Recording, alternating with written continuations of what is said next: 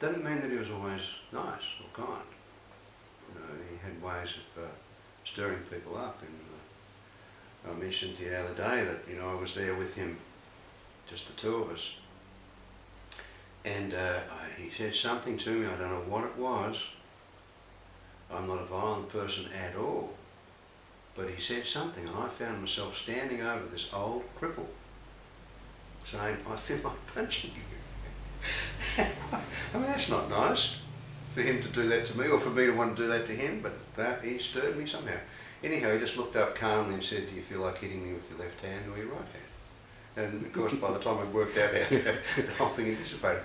And that was another thing, that he really enjoyed what he was doing.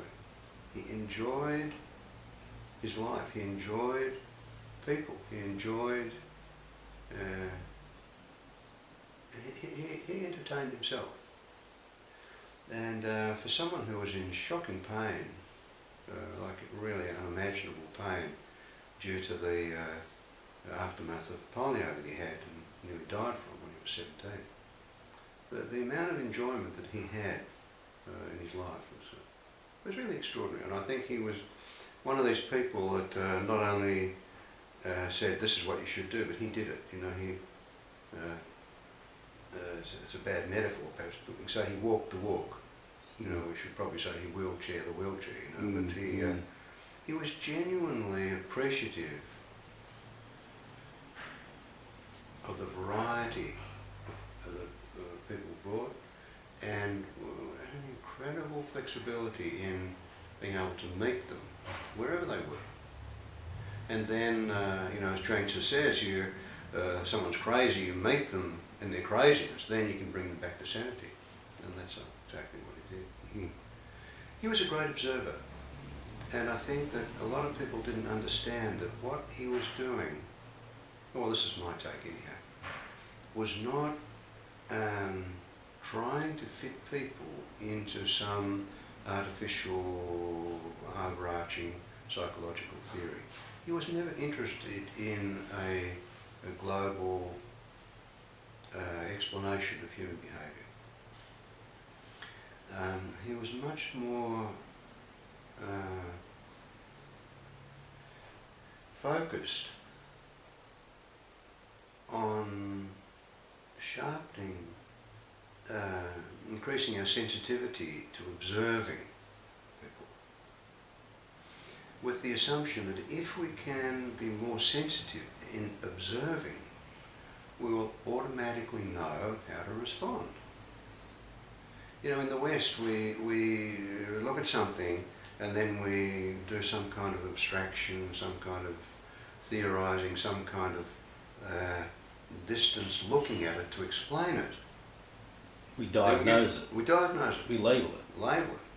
And then once we've got the diagnosis and the label and the theory about how things interact, we then apply it. You know, Newton said that every body moves in a state of rest, a uniform motion in the same until intersected with another body. You know, like that's why things happen. You know, planets do this and whatever, billiard balls and so on. There's an explanation. But Erickson wasn't interested so much in the explanation as just observing, oh, when you do this, that happens. So maybe if we keep doing that, the same thing will happen. What can we do differently so that something else will happen? And he would try something. And then, was that useful? Okay, we'll do more of it. If it didn't work, then we'll do less of it. So it's an immensely trusting process. And I think that that's another, so many things we could say about the man, but he had an extraordinary trust of himself, of other people, extraordinary. And so that let him respond, to trust that he could respond, and trust that other people could respond without having to explain it.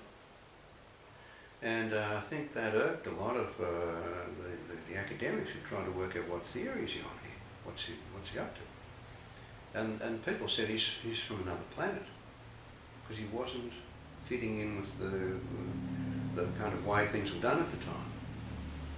But actually he wasn't from another planet. He was from this planet. He was very firmly grounded, rooted in the,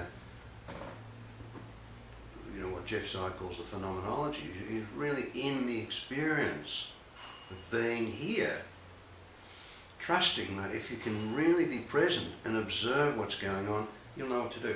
People said, if we're going to be effective, what do we need to do? And he said the three most important things for us to do are to observe, and to observe.